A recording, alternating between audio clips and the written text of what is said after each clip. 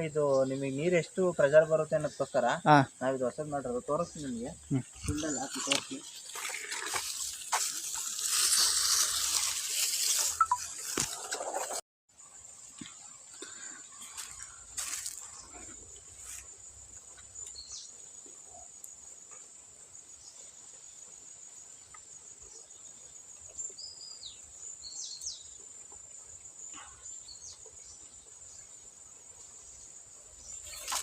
ನಿಮ್ಗೆ ವೈಟ್ ಹಾಕಿದ್ರೆ ಪರ್ಫೆಕ್ಟಾಗಿ ಗೊತ್ತಾಗಲ್ಲ ಅನ್ನೋದಕ್ಕೋಸ್ಕರ ನಾವು ಕೆಳಗೆ ಹಾಕ್ತಾ ಇದ್ದೀನಿ. ನೀವು ವೈಟ್ ಹಾಕಿದಷ್ಟು ಜಾಸ್ತಿ ದೂರ ಕವರ್ ಆಗುತ್ತೆ. ನಾವು ನಿಮಗೆ ವಿಡಿಯೋದಲ್ಲಿ ತೋರ್ಸೋಕ್ಕೋಸ್ಕರ ನಾವು ಈ ಥರ ಹಾಕ್ತಾ ಇದ್ದೀವಿ. ನೋಡ್ಬೋದು ನೀವು. ನೀರು ಕನೆಕ್ಟ್ ಮಾಡ್ತೀವಿ.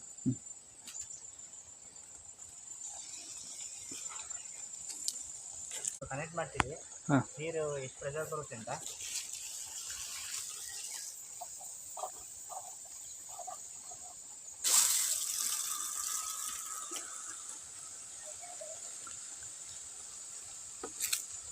ನೋಡ್ಬೋದು ನೀವು ಎಷ್ಟು ಪರ್ಫೆಕ್ಟ್ ಆಗಿ ನೀರು ಬರುತ್ತೆ ಅಂತ. ನೋಡಿ ಇಲ್ಲಿವರೆಗೂ ಬೀಳ್ತಾ ಇದೆ. ಈಗ ಯಾವುದೇ ರೀತಿ ಗಾಳಿ ಇಲ್ಲ, ಏನೂ ಇಲ್ಲ.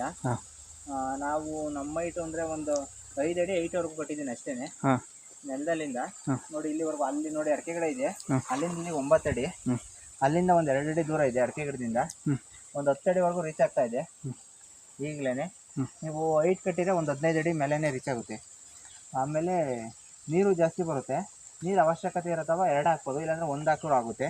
ನಾವು ನೀರು ಒಂದು ಸ್ವಲ್ಪ ಜಾಸ್ತಿ ಅವಶ್ಯಕತೆ ಇರೋದ್ರಿಂದ 2 ಹಾಕಿದ್ದೀವಿ. ಸ್ಪ್ರಿಂಕ್ಲರ್ಗಿನ್ನ ಚೆನ್ನಾಗಿ ಕೆಲಸ ಮಾಡುತ್ತೆ ಇದು.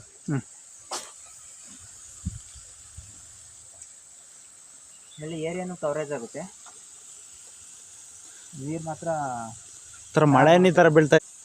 ನೀವು ಕೆಲವೊಂದು ಬೆಳೆಯಲ್ಲಿ ಮೇಲ್ಗಡೆ ಫಿಕ್ಸ್ ಮಾಡ್ಕೊಂಬಿಟ್ರೆ ನೀರು ಚೆನ್ನಾಗಿ ಬರುತ್ತೆ ಇದರಲ್ಲಿ.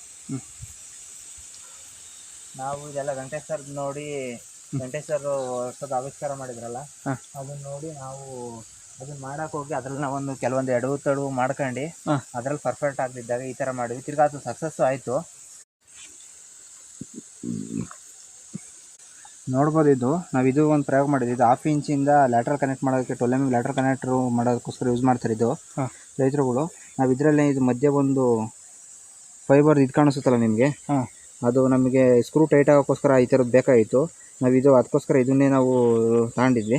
ಇದರಲ್ಲಿ ಸಣ್ಣಗೊಂದು ಹೋಲ್ ಮಾಡಿ ಒಂದು ಸ್ಕ್ರೂನ ಹಾಕಿ ಈ ಸಂದಿಲಿ ನೀರು ಬರುತ್ತೆ. ಇದು ನಮಗೆ ಒಂದು ಸೈಡು ಜಾಸ್ತಿ ಕಡಿಮೆ ಆದರೆ ನೀರು ಪರ್ಫೆಕ್ಟಾಗಿ ಬರೋಲ್ಲ, ಬಟ್ ಇದು ವರ್ಕ್ ಆಗುತ್ತೆ. ಇದು ನೀರು ಚೆನ್ನಾಗಿ ಬರುತ್ತೆ.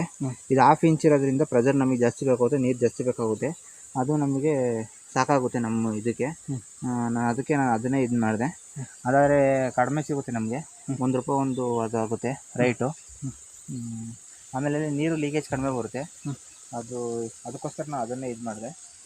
ಇದು ನಮಗೆ ಇಲ್ಲಿ ಬರೀ ಡೆಡ್ ಮಾಡಬೇಕು, ನೀರು ಆಚೆ ಹೋಗ್ದಂಗೆ. ಇದೆಲ್ಲ ನಮ್ಗೆ ಸ್ವಲ್ಪ ರಿಸ್ಕ್ ಅನ್ನಿಸ್ತಿತ್ತು. ನಾನು ಅದಕ್ಕೆ ಲಾಸ್ಟಿಗೆ ಇದನ್ನು ಫೈನಲ್ ಮಾಡಿದ್ದೀನಿ. ನೋಡ್ಬೋದು ನೀವು ಎಲ್ಲ ಸೈಡು ಸೇಮು ಸರ್ಕಲ್ಲು ಕವರೇಜ್ ಆಗುತ್ತೆ. ಇದು ಒಂದು ಸೈಡು ಜಾಸ್ತಿ ಹೋಗುತ್ತೆ, 2 ಅಪೋಸಿಟ್ ಸೈಡು ಕಡಿಮೆ ಹೋಗುತ್ತೆ. ಆದ್ದರಿಂದ ಸೇಮ್ ಸೈಜಲ್ಲಿ ನಾವು ಹಾಕೋಕ್ಕಾಗಲ್ಲ. ನೀರು ನೋಡಿಕೊಂಡು ನಾವು ಅಡ್ಜಸ್ಟ್ ಮಾಡ್ಕೊಬೇಕಾಗುತ್ತೆ. ಇದು ಪರವಾಗಿಲ್ಲ, ಇದು ಚೆನ್ನಾಗಿ ವರ್ಕ್ ಆಗುತ್ತೆ. ಲೋ ಕಾಸ್ಟಲ್ಲಿ ಆಗುತ್ತೆ ಇದು. ನಾವು ಅದರಲ್ಲಿ ಇದು ಏರಿಯಾ ಜಾಸ್ತಿ ಕವರೇಜ್ ಆಗುತ್ತೆ, ಅದು ಕಮ್ಮಿ ಕವರೇಜ್ ಆಗುತ್ತೆ. ಇದು 30 ಅಡಿವರೆಗೂ ರೀಚ್ ಆಗುತ್ತೆ, ಅದು ಬರೀ 10 ಅಡಿವರೆಗೂ ರೀಚ್ ಆಗುತ್ತೆ. 10 ರಿಂದ 15. ಇದು ಜಾಸ್ತಿ ಪ್ರೆಷರ್ ಕೊಟ್ಟು 30 ಅಡಿವರೆಗೂ ರೀಚ್ ಆಗಿದೆ. ಈ ಸೈಡು 15 ಅಡಿ, ಆ ಸೈಡ್ 15 ಅಡಿ, ಆ ರೀತಿ 30 ಅಡಿ ಕವರೇಜ್ ಆಗಿದೆ. ಹಂಗೆ ಲೆಕ್ಕ ಹಾಕಿದ್ರೆ ಇದು ಈ ಸೈಡ್ 10 ಅಡಿ ಆದರೆ ಆ ಸೈಡ್ 10 ಅಡಿ, ಇದು 20 ಅಡಿವರೆಗೂ ಕವರೇಜ್ ಆಗಿದೆ. ನಿಮಗೆ ಯಾವುದು ನೀರು ಅವಶ್ಯಕತೆ ಇರುತ್ತೋ, ಎಷ್ಟು ನೀರು ಅವಶ್ಯಕತೆ ಇರುತ್ತೋ, ಅದು ನಿಮ್ಮ ನೀರು ಯಾವ ರೀತಿ ಇರುತ್ತೋ ಬೋರಲ್ಲಿ ಅದ್ರ ಮೇಲೆ ನೀವು ಅಡ್ಜಸ್ಟ್ ಮಾಡ್ಕೊಬೋದು. ಪರ್ಟಿಕ್ಯುಲರಾಗಿ ಇದು ಮಾಡೋಕ್ಕೆಲ್ಲ ಬರೋಲ್ಲ ಅನ್ನೋರು ನೀವು ಸೇಮು ಅವ್ರದ್ದೇ ತಂತ್ರಜ್ಞಾನದಲ್ಲಿ ಈ ರೀತಿ ಮಾಡ್ಕೊಬೋದು. ಸ್ಪ್ರಿಂಕ್ಲರ್ಗಿನ್ನ ಚೆನ್ನಾಗಿ ವರ್ಕ್ ಆಗುತ್ತೆ. ಲೋ ಕಾಸ್ಟಲ್ಲೇ ಆಗುತ್ತೆ.